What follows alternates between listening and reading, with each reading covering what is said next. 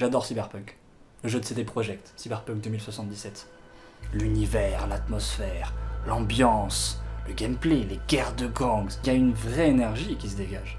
Et puis surtout la musique. En jouant à ce jeu, j'ai créé mon personnage. Ultra stylé, super classe, les habits, la coiffure, la coloration, l'armement, l'équipement technologique avec des lames mantrax qui sortent des bras. C'est une sorte de sniper. J'avais fait une sorte de sniper extrêmement agile. Et plus je jouais au jeu, avec mon personnage, plus je me disais, franchement, un perso comme ça devrait être un boss dans le jeu. Je me suis dit, mon personnage, franchement, ça pourrait être un boss dans Cyberpunk en vrai. Et à ce moment-là, je me suis imaginé des trucs. Je me suis dit, admettons que je propose à CD Projekt, la boîte de développement du jeu, mettez mon perso dans le jeu et tout, on peut faire un boss de malade, sniper, ultra agile, machin, et qu'ils me disent, ok, mais du coup c'est quoi le thème? C'est quoi sa musique? Faudrait qu'il y ait un thème spécialement pour mon personnage. Et du coup j'y ai réfléchi, et j'ai commencé à composer. Le thème de mon personnage, un boss de Cyberpunk.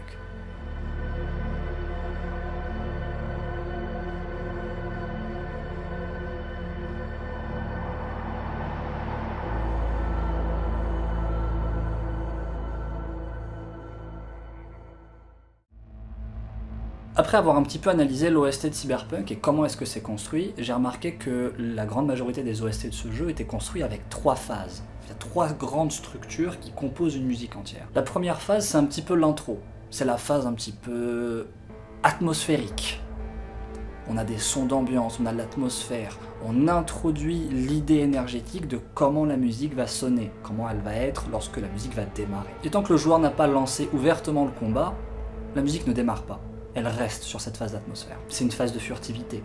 Donc la phase 1, c'est la phase stealth dans la musique, phase 1. La deuxième phase qui va suivre, c'est la phase de contrôle. C'est lorsque vous êtes repéré. Mais le combat n'est pas ouvertement encore enclenché. Il y a le début des instruments principaux, le début du thème, une variation, une introduction à comment est-ce que ça va sonner, et ça démarre un petit peu. C'est l'équivalent d'un drop, mais en réalité, il n'y a pas de montée en puissance dans cette phase-là. Et puis il y a la troisième phase. La phase où là on est dedans, le combat est lancé, c'est complètement épique, c'est le bordel, tout le monde attaque, machin, ça explose de partout. On a vraiment le thème principal de la musique qui va commencer. Et un élément récurrent à toutes les musiques, mais ça c'est quelque chose de propre aux musiques de jeux vidéo surtout, pas spécialement à Cyberpunk, mais il faut que la phase 1 et que la phase 3 soient des structures bouclables. Il faut que séparément, ce soit déjà des musiques au sein d'une grande musique. Que la phase 1, une fois qu'elle est finie, elle peut reboucle. Car si un joueur décide de jouer complètement furtivement, il faut que la musique puisse redémarrer au début à chaque fois sans que ça impacte la beauté de la musique. Donc il faut que ce soit des loops, la 1 et la 3, surtout. Donc à partir de là, j'ai les éléments de structure de composition qui vont me permettre de composer une musique qui sera raccord à l'OST de Cyberpunk, et il me reste du coup à établir l'identité de ma musique, qui naturellement va se calquer sur l'identité du boss en question, donc de mon personnage. Dans cette composition, je me suis surtout concentré sur le gameplay du personnage, du boss, pour le retranscrire musicalement. Alors évidemment, comme c'est mon personnage, du coup c'est mon gameplay. On a donc un gameplay de sniper, très dynamique, qui contraste un petit peu avec le sniper camouflé qui tire dans l'eau, etc. Et le dernier point, ce sont les esquives, les dashs. Un boss, un sniper qui pourrait dash comme ça, esquiver vos balles et vous en mettre une et redash, etc. Et ça, musicalement, ça va être très intéressant à retranscrire, surtout dans la rythmique. On a donc le cahier des charges qui est complètement fini. Il nous suffit maintenant de commencer la composition, en démarrant par la phase 1, donc une phase silencieuse, une phase de tension. Le boss est quelque part, mais vous ne savez pas où il est. Sniper, pour l'instant, il est un petit peu, on va dire, camouflé. C'est pas comme ça qu'il combattra. Mais au début, il faudra le trouver avant de lancer le combat. Et durant cette phase-là, vous pouvez quand même mourir. Il faut donc une oppression, une très grande oppression, quelque chose qui stresse le joueur. À tout moment, une balle peut partir et l'éliminer avant même que le combat ait commencé. C'est un sniper en face. J'ai donc joué sur l'atmosphère, sur l'ambiance, avec une rythmique qui est quand même toutefois assez dynamique, parce qu'on ne peut pas faire une rupture brutale entre une phase 1 très atmosphérique, mais sans réel dynamisme, pour d'un coup passer à quelque chose qui bouge, etc. Il faut une certaine logique de continuité. Le son de la batterie est très renfermé, à peine perceptible, comme si c'était caché quelque part. C'est un son très isolé. On est tout de même dans un univers de cyberpunk, quelque chose de très technologique, très avancé sur le plan informatique. Il y a donc une deuxième batterie que j'ai rajoutée qui va former des petits bruits un petit peu des petits bruits comme des bugs, comme des hacks à droite à gauche, qui va jouer sur la stéréo. Ce n'est même plus une batterie, ce sont des percussions d'ambiance à ce stade-là, qui vont juste former une sorte de bruit de pas, quelque chose qui s'approche comme ça.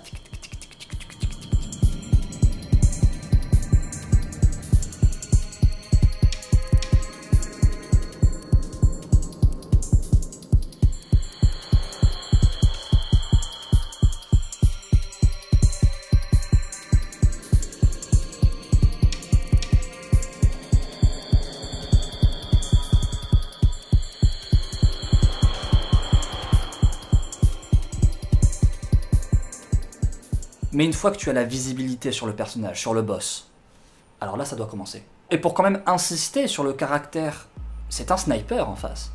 Mais il se déplace à une vitesse complètement anormale pour un sniper. On peut pas transporter normalement un sniper aussi lourd, aussi puissant avec une mobilité pareille. C'était pas censé être possible. Et bien pour contraster justement ceci, que le joueur se dise « Oh bon, c'est un sniper, ça va être tranquille », d'un coup un bruit sec, strident.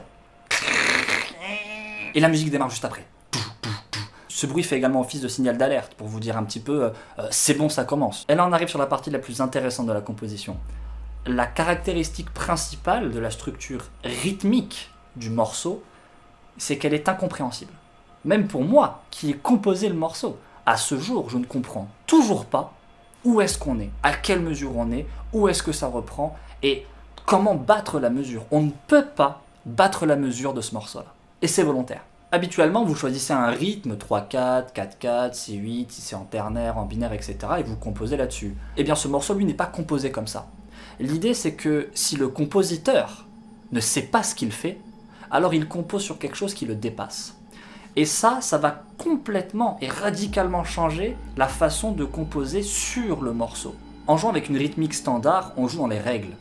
On a des habitudes, des lois musicales, harmoniques, mélodiques, qui vont spawn, qui vont te dire de faire ceci, plutôt faire cela, etc. C'est très conditionné au final. La liberté va surtout se trouver dans le choix du son, sur comment faire venir tel son, comment le faire sonner.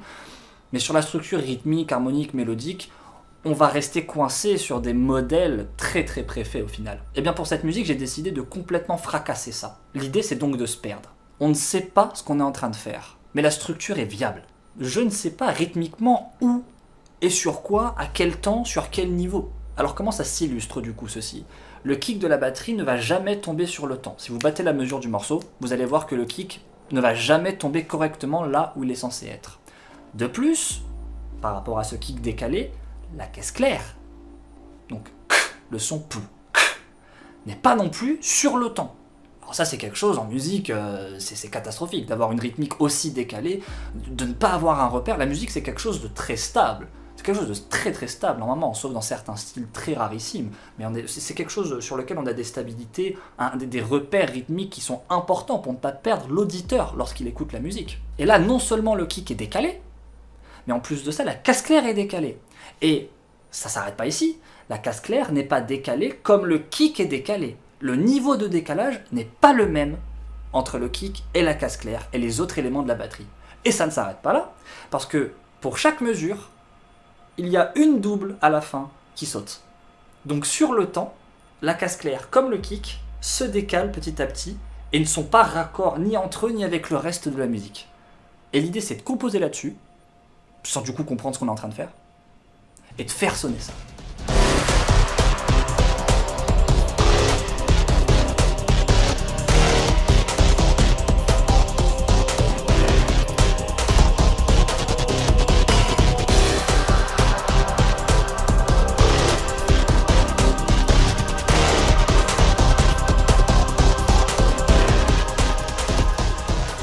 Et ça a été le plus gros challenge de la musique. Pour un personnage d'un univers aussi incroyable, un personnage aussi fort, un boss aussi charismatique, il fallait une musique qui détruise tout, une musique qui n'est pas conventionnelle, quelque chose qui sorte complètement du lot. Il fallait que je compose quelque chose qui n'est pas de mon niveau.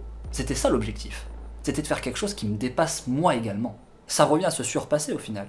Et c'est peut-être dans ce genre d'exercice qu'on progresse le plus. L'incompréhension rythmique ici, elle est non seulement volontaire, mais elle est nécessaire pour faire passer de cette musique à une œuvre d'un tout autre niveau. Pour les autres sons, j'ai décidé également d'insister sur le côté percussif et rythmique de la chose. Même sur les sons mélodiques, c'est quasiment des percussions. Le but était d'illustrer les déplacements du boss à travers ces sons-là. Chaque fois que vous entendez le son, il faut imaginer que le boss dash à ce moment-là. Et c'est en visualisant le combat de boss, en prenant en compte que chaque que vous entendez, c'est un dash du boss, vous allez vite réaliser la difficulté, le niveau de ce que vous êtes en train d'affronter.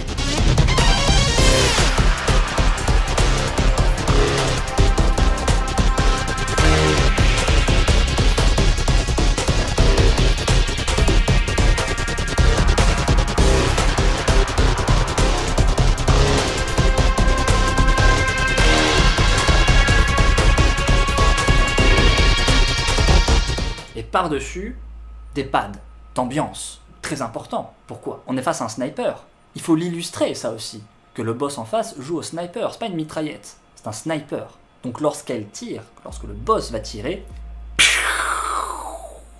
le son est sec, il est long, beaucoup de reverb. Et les pads vont servir à ça. À chaque début de mesure, après les esquives, comme si un tir avait été effectué.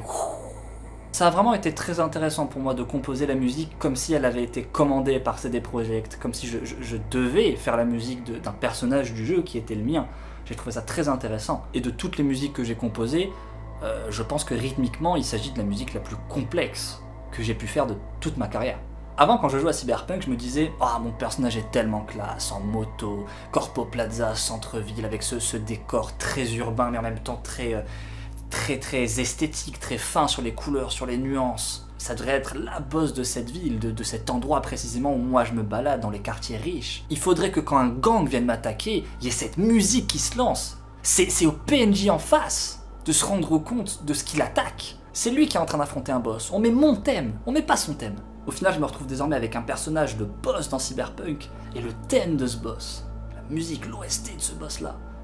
Et c'est pas dans le jeu. C'est dommage. Un jour peut-être.